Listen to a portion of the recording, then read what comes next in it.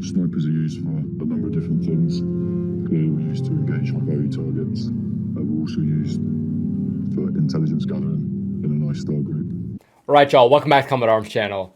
Okay, so we're checking out a big recommendation today. So I was getting a lot of recommendations for this video and then also another video. I think it was called like Truth About Military Snipers. So I think this one just seems a little bit more in depth. So this one's called Tri-Service Sniper Concentration 2021. So this is uploaded by the British Army. So if it's called Tri-Service, I would imagine you'd have the Army, Navy, and Marines, but I'm not exactly sure. So I want to check it out. It's about 14 minutes long, and it's really cool to check out these sort of sniper competitions because normally you think it's just like long range shooting, but it's really cool because they sort of involve like stuff with the pistol and whatnot. And yeah, it's pretty cool to check out. So as always, if you guys have anything to add to this, if you know anyone who went, if you went yourself, then definitely put some extra stuff down in the comment section. But yeah, let's check it out.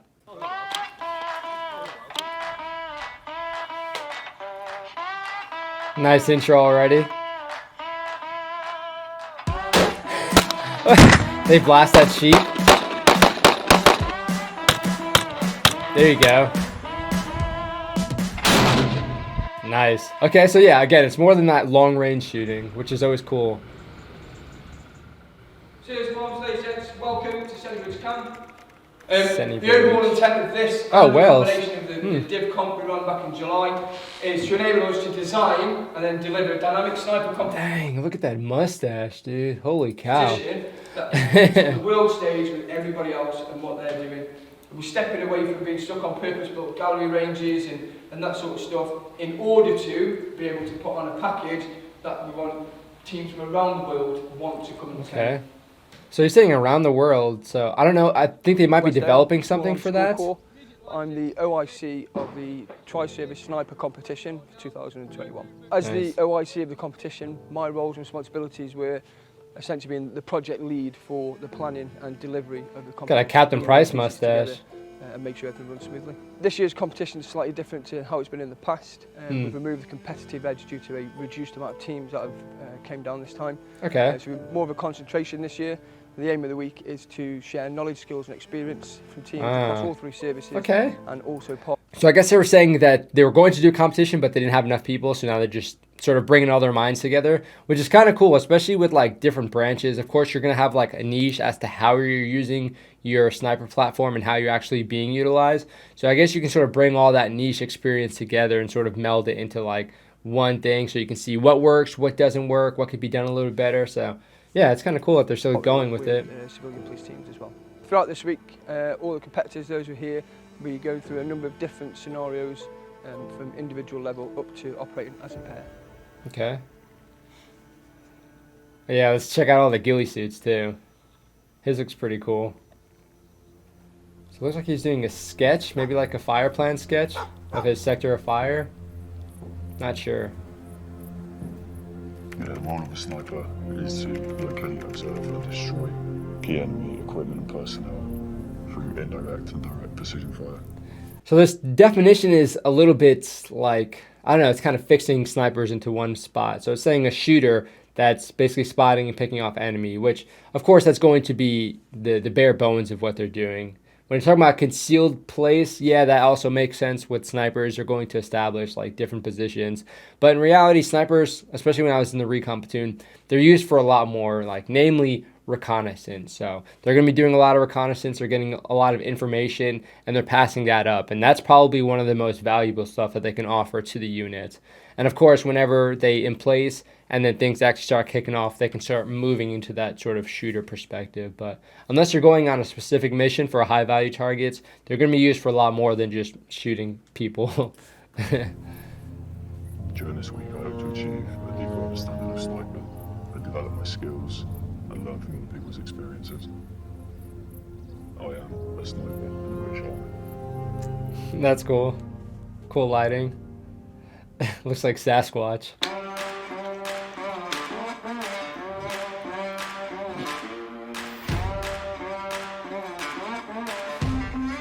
Okay. So welcome to Box 1. Box 1 is the location for the first event, which is an urban unknown distance shoot. The urban So I know they're in Wales, but I don't know, like, are there a lot of, like, is there a big military, like, presence in Wales as far as different, like, camps and whatnot? Because This one looks pretty dated, so I'm not sure if they have any newer facilities, but I guess you don't really need it, especially if you're doing long range sort of stuff and just general CQB stuff. Distance shoot. The urban unknown distance shoot starts with a short, hasty insertion into one of the fibular firing buildings. Once they're in the room, what they'll then do is be given a specific amount of time in which they'll then go through target identification, 10 targets out on the ground. Okay. They'll have time then to identify, draw a quick battle sketch, and then start to go through their ranging and Nice. data process. Nice. So once their time's up, the range conducting officer will identify the targets, call them out, and they'll have a short window of 30 seconds in which to lay on and engage that target. This Okay. tests their ability to quickly identify a target, adjust the sights, and then conduct a rapid target engagement, and also test. It's cool to see the process. Fire control terminology and their communication skills between them. Okay. Yeah, the shooter-sniper combo, man, it's one of the tightest you'll see in the military. Spotters need to be on point. Shooting, I think, is a little bit easier, to be honest. Of course, shooting is going to be a big part of like the pair, but in reality, you need that spotter to be able to get you on targets. Because a lot of people think you just need to be like a really good shooter, and that definitely helps, especially for the spotter. But really, it's that spotter getting the sniper on target. So yeah, it's a little bit more complicated for them, I think. But again, they're both going to be working together to do all the math and calculations and sort of working off of what they're seeing.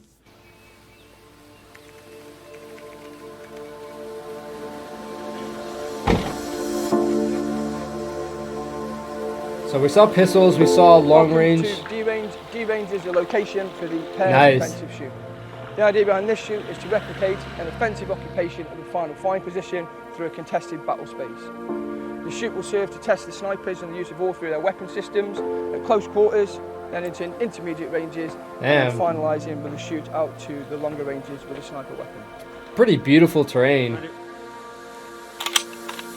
That's cool. He's moving with his sniper setup too on his back.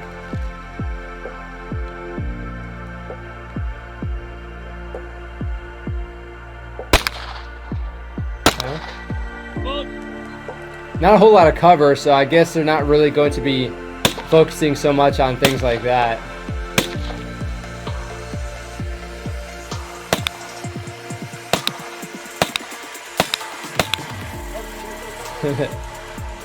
I like seeing the variations in the kit as well. Some people rocking belts, some aren't. And since it's tri-service, I guess we'll see a difference every now and again. Some of the faces will be blurred.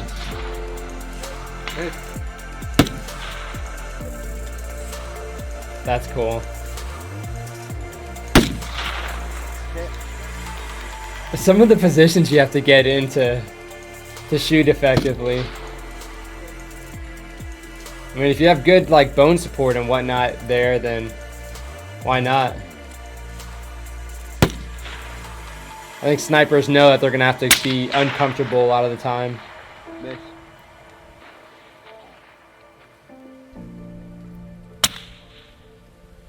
Saw that trail there, that's cool. Okay, Snipers pretty use well set up. A number of different things. Clearly we're used to engage high value targets. We're also used for intelligence gathering in a nice star group. So we can report back to the battalion commander and he can change his plan accordingly. Oh yeah. There are qualities required to be a good sniper.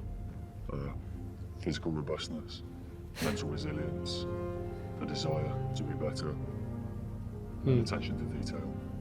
Definitely attention to But detail. Number one is to engage targets designated by the pack commander. Yeah, especially with attention to detail. If you're going for a high value target, that's a little bit easier because all you really need to just focus on getting that positive identification of that specific target. But when you're talking about general reconnaissance, you need to sort of know the terrain as far as like being able to move in it, but also being able to determine like the pattern of life, like what's normal, what sounds are normal, like where are things normally positioned, how are people normally moving through the terrain. So you need to sort of develop that pattern of life and then be able to tell when it's starting to change, because then you can sort of tell if something's happening or something sort of changed in the last 24 hours. Welcome to B range and the location of the number one individual assessment. The aim of this event is to test the number one's ability to produce a panoramic sketch accurately identify and plot the targets on that sketch, Okay. and then make the necessary site adjustments and calculations to successfully engage the target without the assistance of a number 2. Yeah, so not as sexy a lot of the times as people would think. But it is cool seeing the dynamic of these guys working. Sniping's the highest level of soldier in the field army. They're better than your average rifleman, Mm-hmm. and I've always wanted to be better than average.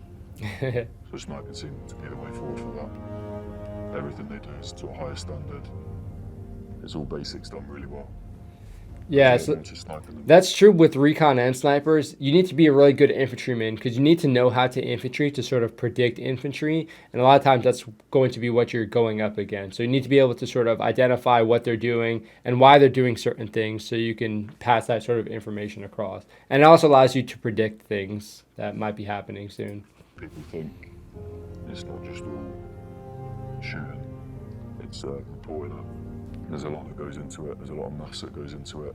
Wind calculations, elevation data, and the role of a number 2 is to command the player, indicate targets to the number 1, and report back to the chain of command.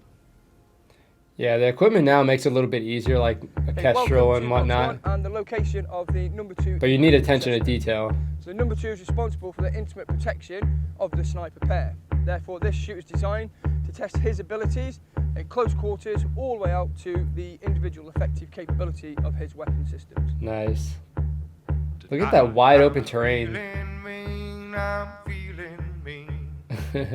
Yeah, so he's got some cry precision, it looks like. A little bit nicer stuff.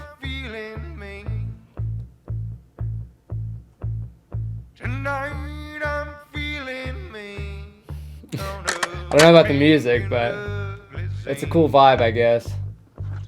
Oh yeah, he's got an interesting holster too. Does the British military use anything besides a Glock? Because every time I see him with a sidearm, it's pretty much like a Glock, I think a Glock 17, maybe Glock 19. So I've not seen anything different as far as I can remember. But in the U.S. military, you'll see people with Berettas, you'll see people with SIG pistols, people with Glocks, people with 1911s. So it's a bit crazy. You'll even see people with like the older SIGs too. So it's pretty chaotic as far as what you can see, but they seem pretty standard. The Glock's a pretty good pistol. Tonight I'm gonna pick myself a fight. If some deserving dirtbag. Oh, he's got a Punisher skull on his magazine base plate. Come on now. And if he swings at me, then I'll bust that sucker's knee. 'Cause tonight I'm feeling So is he? mean, Dang. I'm feeling mean. Okay, he's going right up to that target. That's kind of cool. Moving and shooting is a lot of fun, especially. Yeah, he's... Okay. Yeah, they're getting really close and personal. Not necessarily the most realistic sort of training, but it's nice to run through these sort of drills because it allows you to see how you can engage targets from different angles with different weapons. And of course, different distances. Hopefully he didn't have to do any speed reloads. Just having to find a magazine in that is going to be a nightmare.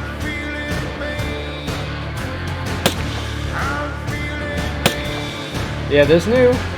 Oh, it's got an HK front end? Oh, I didn't know that. I think HK started producing the new L85s or the SA80s.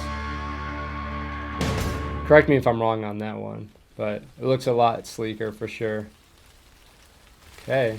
Yeah, so I like these kinds of videos because, like with the other video, the Truth About Military Snipers video, I imagine it's doing a very similar thing as this one.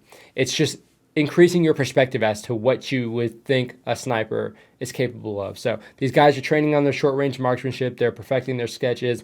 They're doing a lot of things that you wouldn't expect to see like a sniper do because they're not like in the movies and whatnot doing sketches and doing short-range like CQB drills. So it's sort of increasing our perspective as far as like allowing us to see their procedures and also sort of how they train. And of course, the terrain is pretty cool. It would be nice to see these guys do some like actual CQB, because I guess that's pertinent, but not as pertinent if they're out working in an urban environment.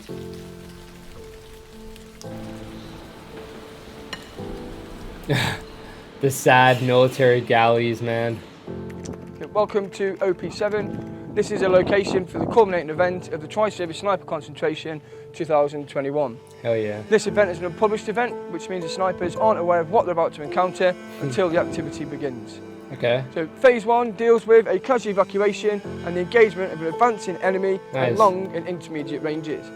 Phase 2 then deals with the engagement of an advancing enemy and then repelling an overwhelming enemy force. The concept of this shoot then is to step away from the more static traditional styles of sniper shooting and incorporate more dynamic shooting in order to test the fighters beyond just the sniper capabilities. Nice. Clearly the weather today is a lot worse than it has been for the past couple of days. This adds an additional level of complexity to the snipers in terms of how easy it is to identify their target and then follow up with a successful engagement.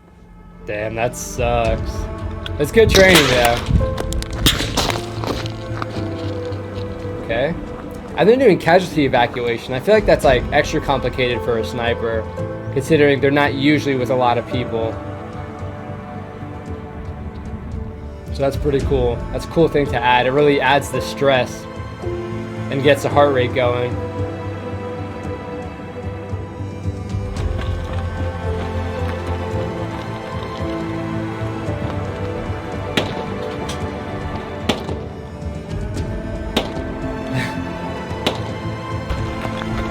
Dude, some of those dummies get like heavy, man, like over 200 pounds. Your legs just turn into like jelly.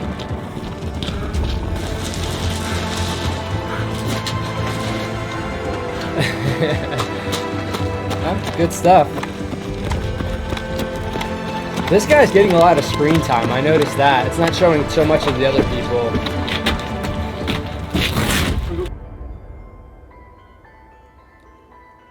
That's a cool shot. That's sick. Look at that. That's a beautiful view too.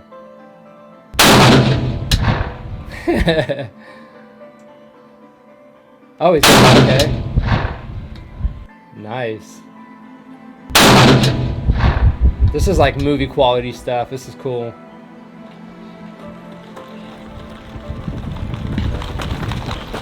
Damn, he's hauling ass. Okay, shooting from a... Oh no. What are they going to be doing now? Are they going to be shooting? Oh yeah, that's cool. Like some urban shooting.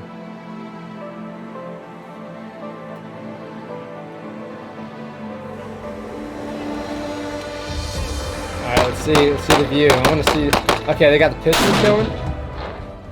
Throughout this week, it's Damn. been very successful. We've been very fortunate to have a number of teams enter from around the UK, from across the services.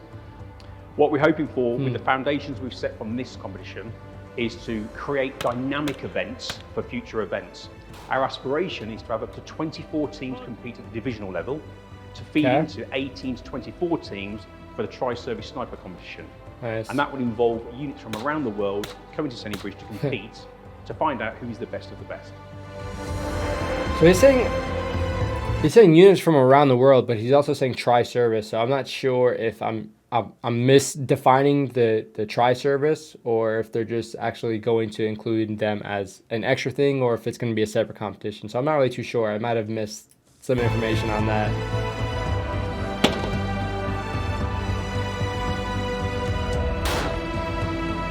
These sniper competitions get insane though, especially in the US. Like, they go all out.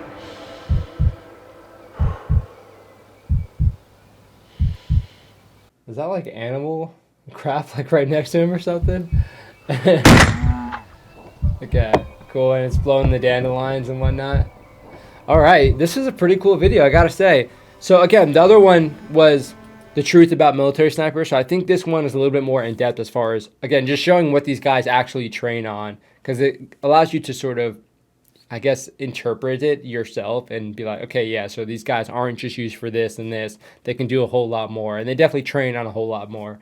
So I know, again, with with the recon platoon that I was a part of, our snipers did pretty much a lot of the stuff that we did with the reconnaissance, as far as like the CQB drills and stuff like that. And even doing like some mountaineering kind of stuff, because that's pretty useful. I got to say, for like reconnaissance and even snipers, if you have like mountaineering skills, you can like move around the terrain a little bit easier and you have the equipment, then yeah, it's kind of nice. Of course, they might not want to always carry that kind of stuff because rope is very heavy, but yeah, there's a lot of stuff snipers can train on. A lot of people wouldn't expect them to train on certain things. It also kind of depends on what you can actually get your hands on, and also what the terrain is like in your specific area. Because again, in the US, it's different parts all over the place, so you're not going to be doing so much mountaineering in Fort Polk, Louisiana, as opposed to like something like Washington. So yeah, it really depends, but it's kind of cool. Again, when all these like units come together from all these different areas, they can bring these sort of skills together, because a lot of people won't really have need for certain skills. So it's kind of cool to learn it when you see other people come together. But yeah, let me know what you guys think about this. If you guys are a sniper, or if you went through sniper training, or if you were part of anything like this, let me know how it was, because again, I think it's pretty valuable to sort of bring all that experience together, because you can really develop some cool stuff and you can develop some cool training. It's always nice when you can get some good ideas for training and sort of implement that in the future, because it just makes everybody better in the long run. But yeah, cool video. Thank you guys for watching. Thank you guys for recommending it. I got sent this video probably like 20 times. So I do appreciate you guys being on top of your game with that one. But thank you again for supporting the channel. If you guys want to check out the video description, I have my Patreon there. I have Discord. I have the Shorts channel if you want to check out me doing some gun drills and also me doing some irresponsible stuff with guns. Then you can check that out as well. But thank you guys for watching. That is it for this video. I will see you on the next one.